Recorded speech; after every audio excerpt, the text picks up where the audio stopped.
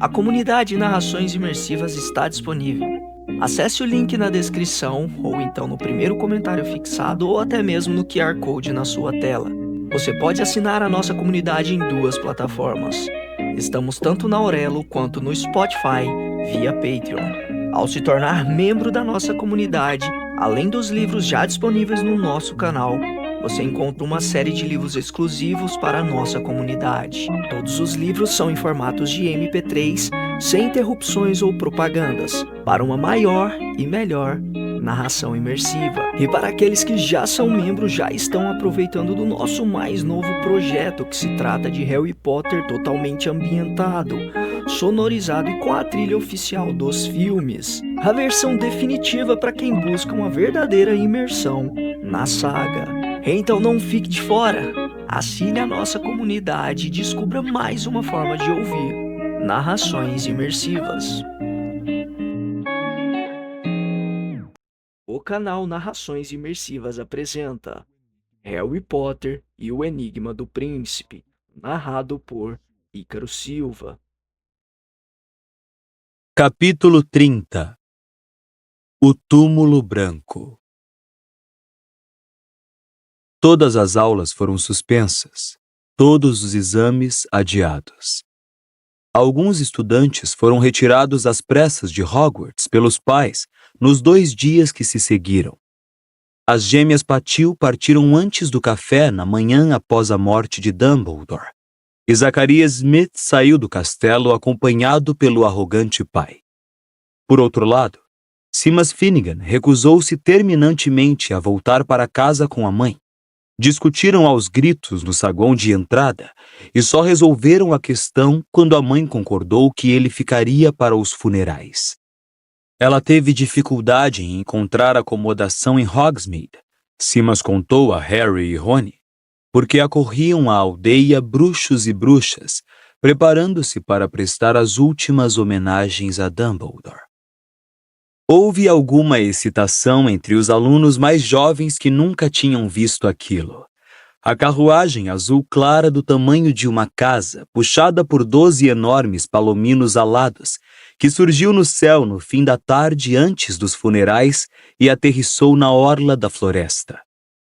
Harry observou de uma janela uma mulher gigantesca e bela, de pele morena e cabelos negros, descer os degraus da carruagem e se atirar nos braços de Hagrid, que a aguardava. Entre mentes, uma delegação de funcionários do ministério, inclusive o próprio ministro da magia, foi acomodada no castelo. Harry evitava diligentemente o contato com qualquer de seus membros. Tinha certeza de que mais cedo ou mais tarde tornariam a lhe pedir contas do último passeio de Dumbledore fora de Hogwarts. Harry, Rony, Hermione e Gina passavam o tempo todo juntos. O tempo bonito parecia zombar deles. Harry imaginava como teria sido se Dumbledore não tivessem morrido e eles contassem com todo aquele tempo juntos no finalzinho do ano. Os exames de Gina já concluídos, a pressão dos deveres escolares aliviada. E hora a hora, ele adiava dizer o que sabia que devia dizer, fazer o que sabia que era certo fazer, porque era difícil abrir mão de sua maior fonte de consolo. Eles visitavam a ala hospitalar 2 vezes por dia. Neville recebera alta, mas Guy continuava sob os cuidados de Madame Pomfrey. As cicatrizes não indicavam melhora. Na verdade, Guy agora apresentava uma nítida semelhança com o olho tonto Moody, embora, felizmente, tivesse os olhos e as pernas inteiras e sua personalidade continuasse o que sempre fora.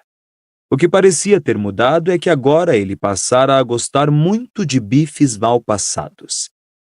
E é sorte que ele vai se casar comigo, disse Flor feliz, afofando os travesseiros de Guy. porque as britânicas cozinham demais a carne. Eu sempre disse isso.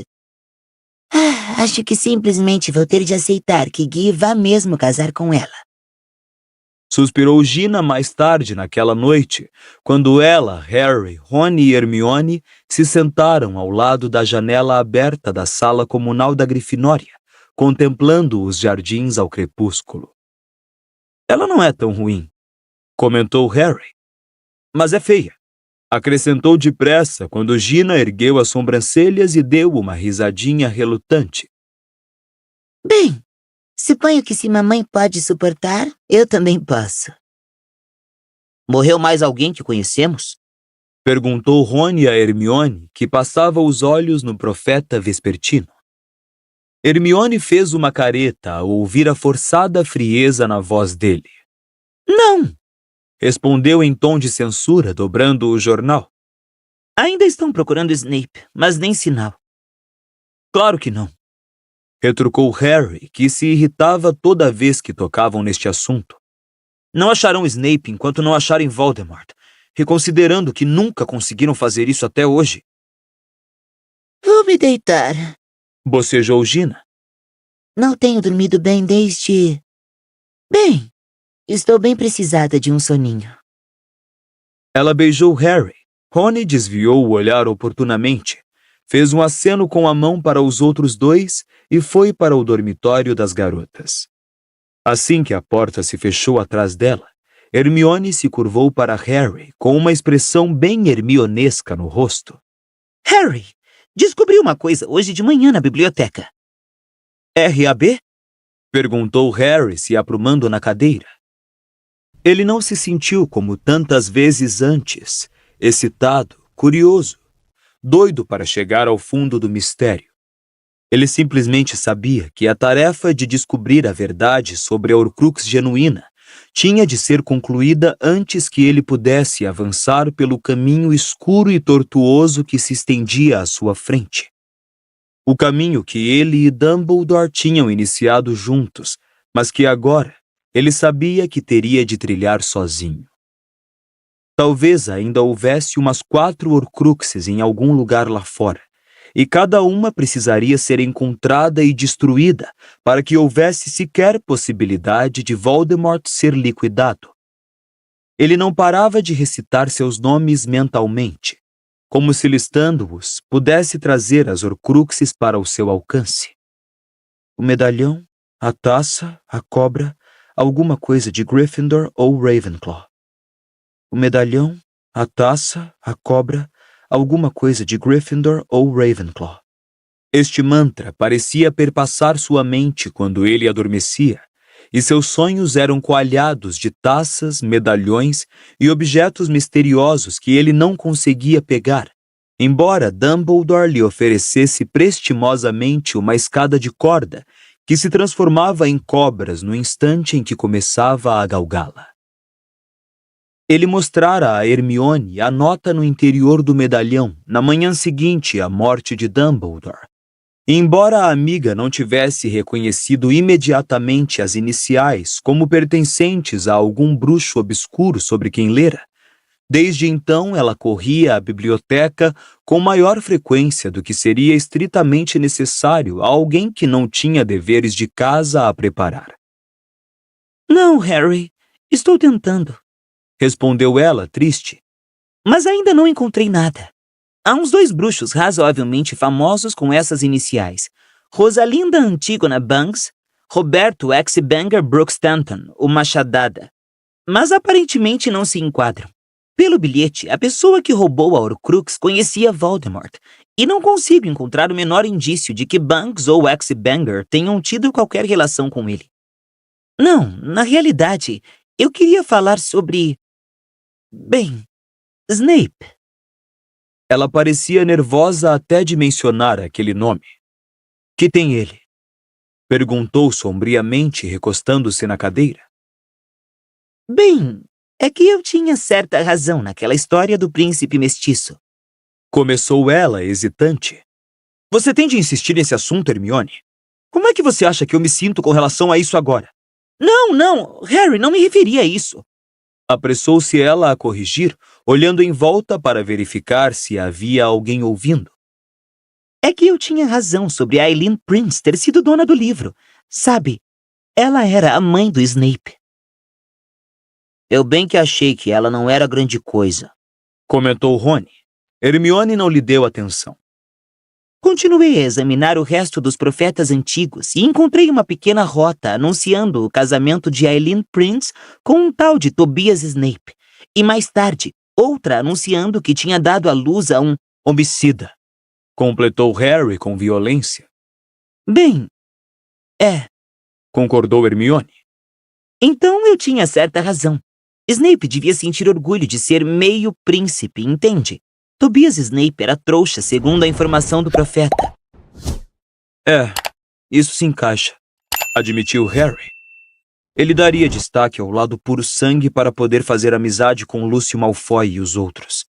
Ele é como Voldemort, mãe de puro sangue, pai trouxa, vergonha dos pais tentando ser temido pelo uso das artes das trevas, arranjou um novo nome imponente, Lord Voldemort, o príncipe mestiço. Como é que Dumbledore não percebeu? Harry se calou, olhando para fora.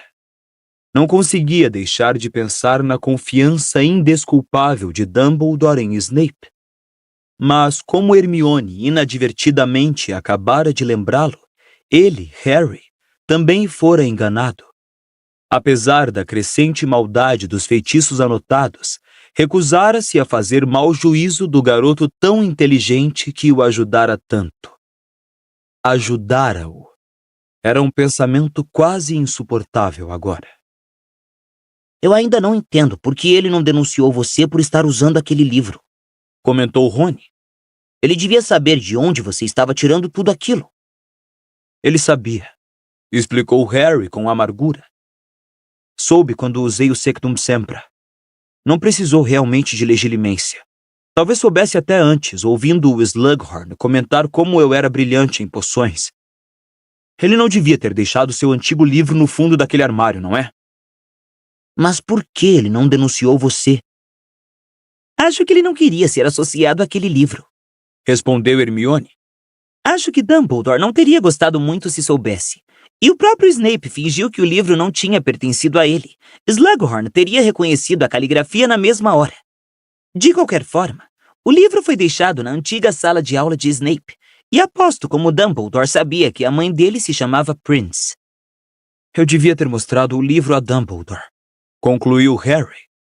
O tempo todo ele esteve me mostrando como Voldemort era maligno, mesmo quando frequentava a escola.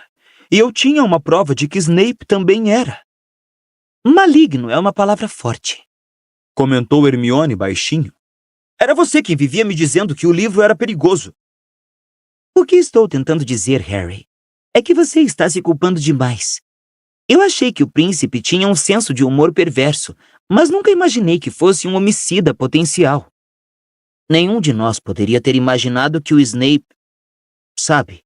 Acrescentou Rony. Os três silenciaram, cada qual absorto nos próprios pensamentos. Mas Harry tinha certeza de que seus amigos, tal como ele próprio, estavam imaginando a manhã seguinte, quando Dumbledore seria enterrado. Harry nunca fora a um enterro.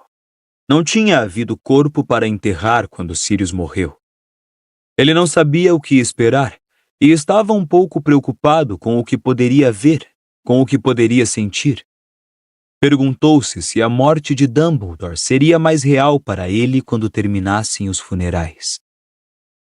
Embora houvesse momentos em que a brutal realidade do acontecido ameaçasse esmagá-lo, havia lacunas de insensibilidade durante as quais ele ainda encontrava dificuldade em acreditar que Dumbledore realmente partira, apesar de não falarem em outra coisa no castelo. Reconhecia que não procurara desesperadamente uma brecha, um jeito de Dumbledore voltar, ao contrário do que fizera no caso de Sirius. Ele apalpou no bolso a corrente fria da falsa Horcrux, que agora carregava para toda parte, não como um talismã, mas como um lembrete do que custara e do que ainda faltava fazer. No dia seguinte, Harry levantou cedo para fazer as malas. O expresso de Hogwarts estaria partindo 1 hora após os funerais. Embaixo, no salão principal, encontrou o ambiente anormalmente quieto. Todos usavam vestes formais e ninguém parecia ter muita fome. A professora McGonagall deixara vazio o caldeirão ao centro da mesa dos professores. A cadeira de Hagrid também estava desocupada. Harry achou que ele talvez não tivesse conseguido enfrentar o café da manhã. O lugar de Snape, no entanto, fora ocupado sem a menor cerimônia por Rufus Scrimgeour. Harry evitou seus olhos amarelados esquadrinhando a sala. Teve a incômoda sensação de que Scrimgeour o procurava.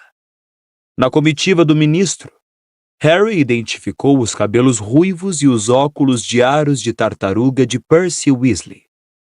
Rony não demonstrou ter percebido a presença do irmão, exceto pela virulência com que espetava o peixe defumado. À mesa da Sonserina, Crabbe e Goyle cochichavam.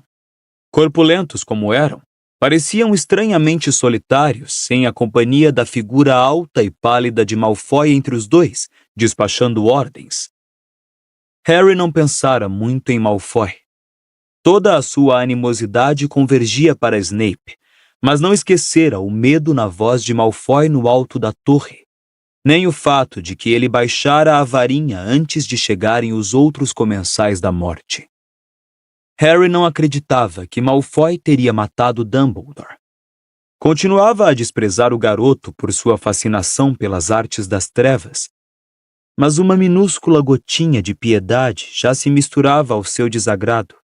Perguntava-se onde estaria Malfoy agora e o que Voldemort estaria obrigando-o a fazer sob ameaças de morte a ele e à família.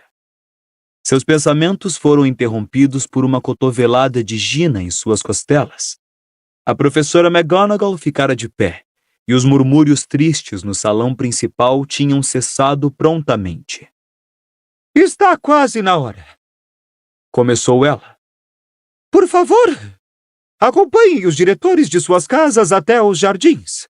Alunos da Grifinória, venham comigo. Eles deixaram seus bancos disciplinadamente, quase em silêncio. Harry viu Slughorn, de relance, à frente da fila da Sonserina, trajando magníficas vestes verde e esmeralda, bordadas com fios prateados. O garoto nunca vira a professora Sprout, diretora da Lufa-Lufa, com uma aparência tão limpa. Não havia um único remendo em seu chapéu. E quando chegaram ao saguão de entrada, encontraram Madame Pince parada ao lado de Filch, ela usando um véu negro e grosso até os joelhos e ele uma gravata e um terno antiquado cheirando fortemente a naftalina. Todos seguiam, conforme Harry constatou ao descer os degraus de pedra da entrada em direção ao lago. Ele sentiu o sol morno acariciar seu rosto, enquanto acompanhava em silêncio a professora McGonagall ao lugar em que tinham disposto centenas de cadeiras enfileiradas, com uma passagem pelo centro. Havia uma mesa de mármore à frente das cadeiras. Fazia um belíssimo dia de verão. Uma variedade extraordinária de pessoas já se acomodara em metade das cadeiras. Mal vestidas e bem vestidas, velhas e jovens. A maioria Harry nunca vira, mas reconheceu algumas, entre elas membros da Ordem da Fênix. Kingsley Shacklebolt, olho tonto Moody, Tonks, seus cabelos milagrosamente tinham recuperado o tom rosa berrante. Remo Lupin, com quem ela parecia estar de mãos dadas, o Sr. e a Sra. Weasley, Guy, amparado por Flor e seguido por Fred e George, usando paletós pretos de pele de dragão. Estavam também presentes Madame Maxime, que sozinha ocupava 2 cadeiras e meia, Tom, o taberneiro do caldeirão furado, Arabella Fig, a bruxa que era uma aberração vizinha de Harry, a guitarrista cabeluda do grupo bruxo As Esquisitonas, Ernesto Prang, motorista do Noitibus, Madame Malkin, da loja de vestes no Beco Diagonal, e outras pessoas que Harry só conhecia de vista, como o barman do Cabeça de Javali e a bruxa do carrinho de lanches do Expresso de Hogwarts. Os fantasmas do castelo também estavam lá, quase invisíveis ao sol forte, mas discerníveis quando se moviam, tremeluzindo incorporeamente no ar luminoso. Harry, Ron, Hermione e Gina tomaram os últimos assentos na fila ao lado do lago. As pessoas sussurravam entre si. O som lembrava o farfalhar da brisa na grama, mas o canto dos pássaros se sobrepunha a tudo. A multidão continuava a crescer. Sentindo um arrobo de afeição pelos dois, Harry viu Luna ajudando Neville a se sentar. Tinham sido os únicos de toda a armada a responder à convocação de Hermione na noite em que Dumbledore morrera, e Harry sabia por quê. Eram os que sentiam maior falta do grupo. Provavelmente os únicos que verificavam regularmente as moedas na esperança de que houvesse outra reunião. Cornélio Fudge passou por eles em direção às filas mais à frente, com uma expressão de infelicidade, girando o chapéu coco como era seu hábito. Em seguida, Harry reconheceu Rita Skeeter e enfureceu-o ver um bloco de notas naquelas mãos de garras vermelhas. E com um surto de fúria ainda mais forte, Dolores Umbridge, com uma expressão de tristeza pouco convincente em sua cara de sapo, um laço de veludo negro no alto dos cachos azulados. Ao ver o centauro Firenze, que estava parado como uma sentinela à margem do lago, ela se sobressaltou e correu rápido para uma cadeira bem distante. Os professores finalmente se sentaram. Harry viu Scrimgeour, com ar grave e digno, na primeira fila ao lado da professora McGonagall. O garoto questionava se Scrimgeour ou quaisquer daqueles figurões lamentavam realmente que Dumbledore tivesse morrido. Ouviu então uma música estranha e sobrenatural e esqueceu sua antipatia pelo ministério, olhando para os lados à procura de sua origem. Ele não foi o único. Muitas cabeças se viraram olhando um pouco assustadas. Lá dentro, Sussurrou Gina no ouvido de Harry. Então ele os viu nas águas verdes banhadas de sol, a centímetros da superfície, lembrando-o aflitivamente dos Inferi. Um coro de sereianos cantava em uma língua que ele não entendia, seus rostos pálidos ondeando, seus cabelos arroxeados boiando à volta. A música deixou arrepiados os cabelos na nuca de Harry, embora não fosse desagradável. Falava muito claramente de perda e desespero.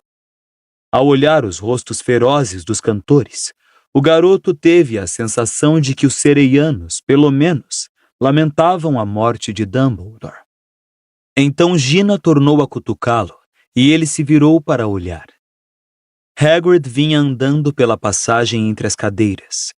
Chorava silenciosamente, seu rosto brilhava de lágrimas, e trazia nos braços, envolto em um veludo roxo salpicado de estrelas douradas, o que Harry sabia ser o corpo de Dumbledore.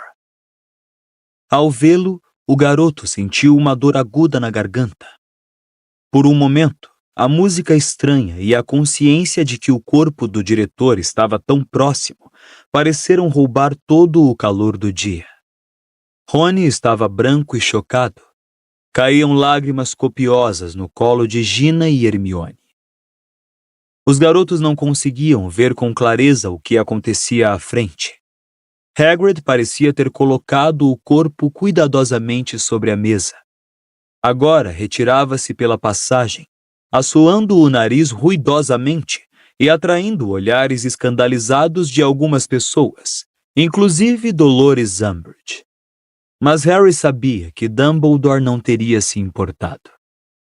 Ele tentou fazer um gesto simpático quando Hagrid passou, mas os olhos do amigo estavam tão inchados que era de admirar que conseguisse sequer ver aonde ia. Harry olhou para a última fila, a qual se encaminhava o amigo, e entendeu o que o orientava ali.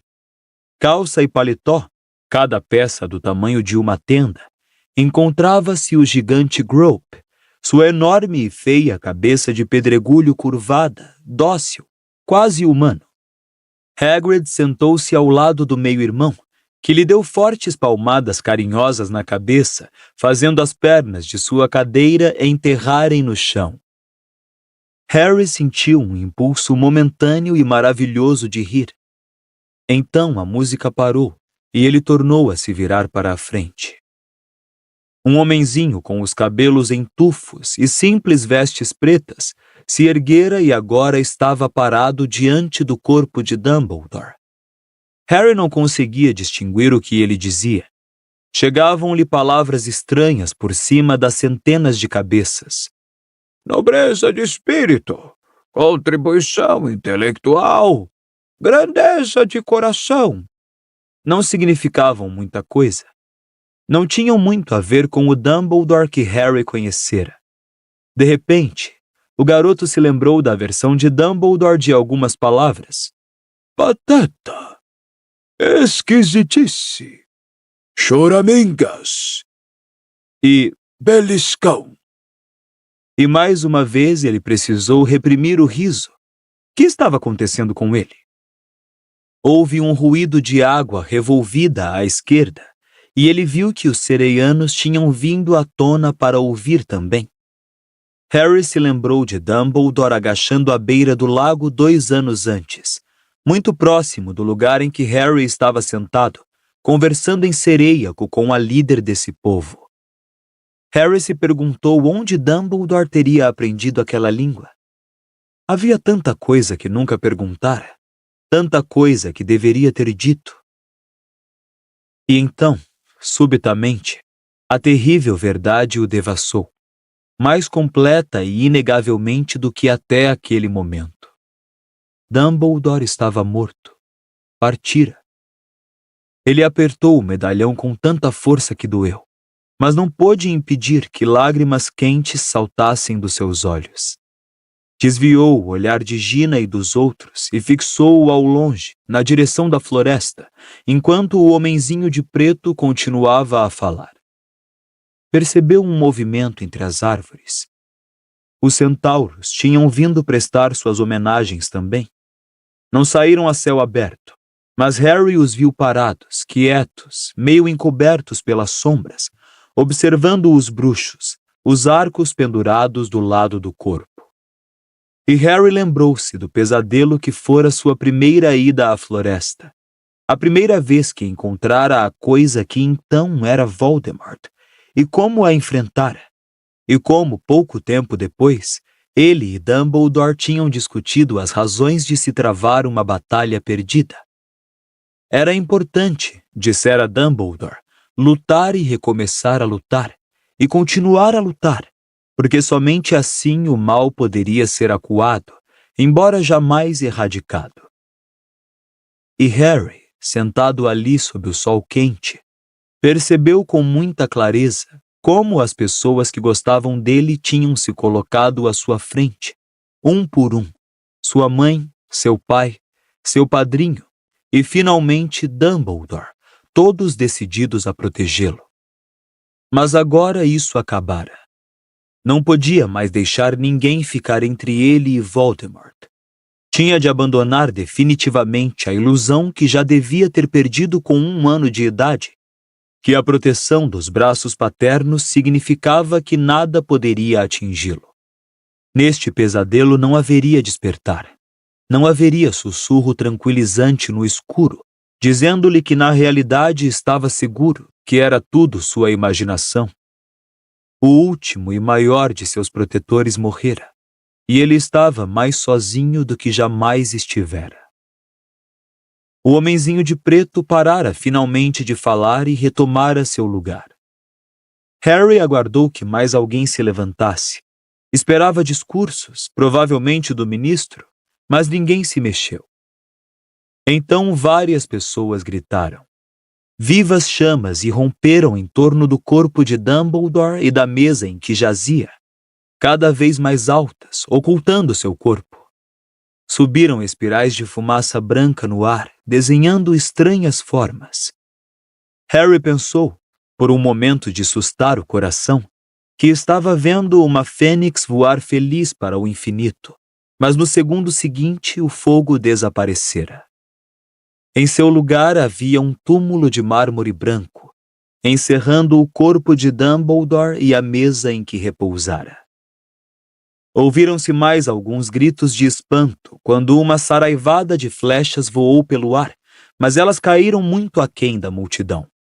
Era, Harry entendeu, a homenagem dos centauros. Viu quando eles deram as costas e tornaram a desaparecer entre as árvores sombrias. De modo semelhante, os sereianos imergiram lentamente nas águas verdes e desapareceram de vista. Harry olhou para Gina, Rony e Hermione. O rosto do amigo estava franzido, como se a claridade do sol o cegasse. O de Hermione estava vidrado de lágrimas, mas Gina já não chorava. Sustentou o olhar de Harry com aquela mesma expressão decidida e intensa que ele vira quando a garota o abraçara depois de conquistar a Copa de Quadribol em sua ausência. E ele soube que naquele momento os dois se compreendiam perfeitamente. E quando lhe contasse o que ia fazer agora, ela não diria Cuidado, nem, não faça isso. mas aceitaria sua decisão, porque não esperava dele outra atitude. Então ele se revestiu de coragem para dizer o que sabia que teria de dizer desde que Dumbledore morrera. Gina, escute. Começou em voz muito baixa, em meio ao burburinho de conversas que crescia à sua volta e as pessoas que começavam a se levantar. Não posso mais namorar você. Temos de parar de nos ver. Não podemos ficar juntos. Ela disse com um sorriso estranhamente enviesado. É por algum motivo nobre e idiota, não é? Essas últimas semanas com você têm parecido fazer parte da vida de outra pessoa, explicou Harry. Mas não posso. Não podemos. Tem coisas que preciso fazer sozinho agora. Ela não chorou, olhou-o apenas. Voldemort usa as pessoas chegadas aos seus inimigos. Já usou você de isca uma vez e foi só por ser irmã do meu melhor amigo. Pensa no enorme perigo que poderá correr se continuarmos a namorar. Ele saberá, ele descobrirá. Ele tentará me atingir através de você. E se eu não me importar? Perguntou Gina impetuosamente. Eu me importo. Como é que você acha que eu me sentiria se hoje fosse o seu enterro e a culpa fosse minha? Ela desviou o olhar em direção ao lago. Eu nunca desisti de você. Não de verdade. Sempre tive esperança. Hermione me disse para tocar a minha vida, talvez sair com outra pessoa, me descontrair um pouco perto de você, porque eu nunca conseguia falar quando você estava na sala, lembra? E ela achou que talvez você prestasse um pouco mais de atenção em mim se eu fosse mais eu mesma. Menina esperta essa Hermione, comentou Harry tentando sorrir. Eu só queria ter convidado você para sair antes. Poderíamos ter tido séculos, meses, anos talvez. Mas você esteve muito ocupado salvando o mundo bruxo. Replicou Gina, quase sorrindo. Bem, não posso dizer que esteja surpresa. Eu sabia que isto aconteceria um dia. Eu sabia que você não seria feliz se não estivesse caçando o Voldemort. Vai ver, é por isso que eu gosto tanto de você. Harry não aguentou ouvir essas coisas e achou que não manteria sua decisão se continuasse sentado ao lado de Gina. Viu que Rony abraçava Hermione e acariciava seus cabelos enquanto ela soluçava em seu ombro, e que escorriam lágrimas da ponta do seu nariz comprido.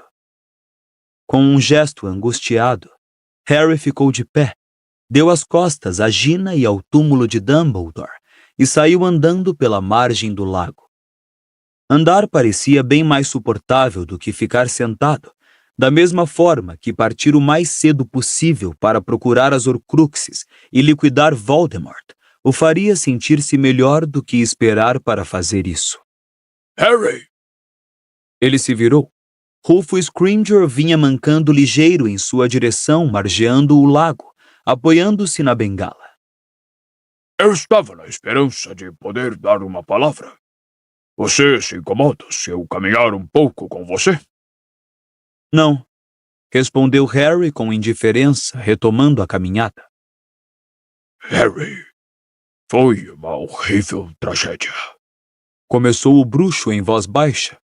Nem sei lhe dizer o horror que senti quando soube. Dumbledore era um bruxo extraordinário. Tínhamos as nossas desinteligências, como você bem sabe, mas ninguém melhor do que eu. Que é que o senhor quer? Perguntou Harry sem emoção. Scrimgeour pareceu contrariado, mas como antes, alterou rapidamente sua expressão para mostrar pesarosa compreensão. Naturalmente, você está arrasado. Sei que era muito ligado a Dumbledore. Imagino que você talvez tenha sido o aluno de quem ele mais gostou na vida. Os laços entre os dois. Que é que o senhor quer? Repetiu Harry, parando. Scrimgeour parou também, apoiou-se na bengala e encarou Harry, sua expressão agora astuta. Dizem que você estava com Dumbledore quando se ausentou da escola na noite de sua morte. Quem disse? Alguém estupefez um comensal da morte no alto da torre depois que Dumbledore morreu. Havia também 2 vassouras lá. O Ministério sabe somar 2 mais 2, Harry. Que bom ouvir isso. Bem, aonde eu fui com Dumbledore e o que fizemos é unicamente da minha conta. Ele não queria que as pessoas soubessem. Tal lealdade, naturalmente, é admirável. Disse Scrimgeour, que parecia conter com dificuldade sua irritação. Mas Dumbledore se foi, Harry. Ele se foi. Ele só terá ido desta escola quando ninguém mais aqui for leal a ele. Respondeu Harry com um sorriso forçado. Meu caro rapaz, nem mesmo Dumbledore é capaz de ressurgir da... Não estou afirmando que ele seja. O senhor não entenderia. Mas não tenho nada a lhe dizer. Scrimgeour hesitou. Então, num tom que evidentemente pretendia que fosse gentil, disse: O Ministério pode lhe oferecer todo tipo de proteção, sabe, Harry? Eu teria prazer em colocar uns 2 aurores ao seu serviço. Harry riu. Voldemort quer me matar pessoalmente, e os aurores não poderão detê-lo. Então, muito obrigado pelo oferecimento, mas não vou aceitar. Então, disse Scrimgeour, seu tom frio. O pedido que ele fez no Natal... Que pedido? Ah, sim. Aquele para eu anunciar ao mundo que o senhor está fazendo um ótimo trabalho em troca de... levantar o moral de todos. Concluiu Scrimgeour com rispidez. Harry estudou-o por um momento. Já soltaram o Lalauschum Pike? O rosto de Scrimgeour tingiu-se de um púrpura intenso, que lembrou muito o do tio Walter. Fecho que você é... por inteiro um homem de Dumbledore, completou Harry. Com certeza. Scrimgeour olhou-o aborrecido por mais um momento, deu-lhe as costas e se afastou mancando, sem dizer mais nada.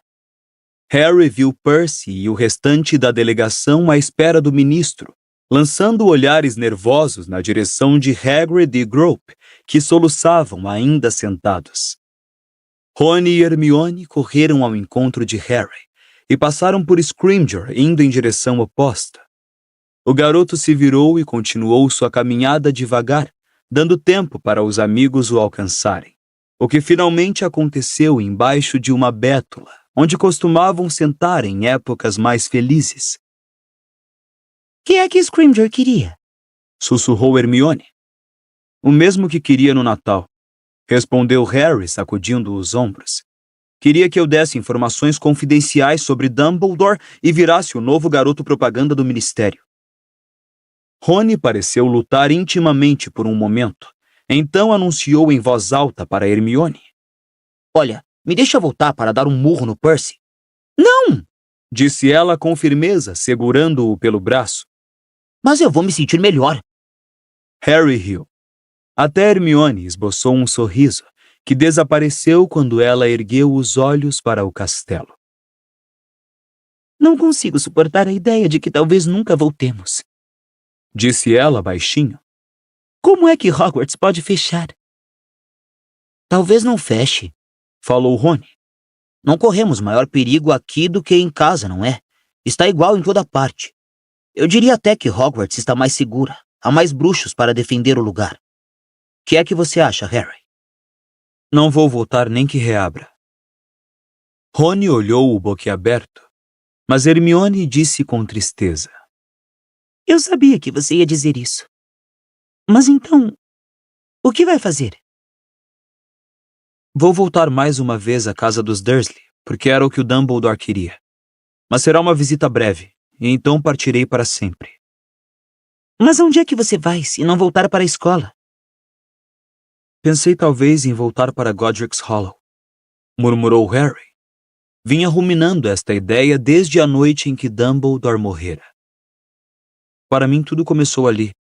Tenho a sensação de que preciso ir até lá. E posso visitar os túmulos dos meus pais. Gostaria de fazer isso. E depois? Perguntou Rony. Depois, tenho de rastrear as outras Horcruxes, não é? Respondeu Harry, os olhos no túmulo branco de Dumbledore refletido nas águas do lago. É o que ele queria que eu fizesse, por isso é que me contou tudo o que sabia sobre elas. Se Dumbledore estiver certo, e tenho certeza de que está, ainda há 4 Horcruxes por aí. Preciso encontrar todas e destruí-las, e depois correr atrás da 7ª porção da alma de Voldemort, a que ainda habita o corpo dele, e sou eu quem vai matá-lo. E se eu encontrar Severo Snape pelo caminho, acrescentou Harry, tanto melhor para mim, tanto pior para ele. Fez-se um longo silêncio. A multidão quase toda se dispersara. Os poucos remanescentes guardavam uma imensa distância da figura de Grope consolando Hagrid, cujos uivos de dor ecoavam pelo lago. Estaremos lá, Harry, disse Rony. Quê? Na casa dos seus tios, respondeu Rony. Então acompanharemos você aonde for. Não, disse Harry depressa. Não contara com isso. Tentara fazer os amigos entenderem que ia empreender essa perigosíssima viagem sozinho. Você já nos disse uma vez, disse Hermione em voz baixa, que havia tempo para desistir se a gente quisesse. Tivemos tempo, não é mesmo? Estamos com você para o que der e vier, afirmou Rony. Mas, cara, você vai ter que passar na casa dos meus pais antes de qualquer outra coisa, até mesmo de Godric's Hollow. Por quê? O casamento de Guy e Fleur, lembra? Harry olhou para ele, espantado. A ideia de que algo normal como um casamento ainda pudesse existir parecia inacreditável e, contudo, maravilhosa. Ah, é. Não devemos perder esta festa por nada, disse ele por fim. Sua mão fechou automaticamente em torno da falsa Horcrux. Mas apesar de tudo, apesar do caminho escuro e tortuoso que ele via estender-se à sua frente, apesar do encontro final com Voldemort, que ele sabia que teria de ocorrer, fosse em 1 mês, 1 ano ou 10, ele sentiu um novo ânimo ao pensar que restava um último e dourado dia de paz para aproveitar com Rony e Hermione.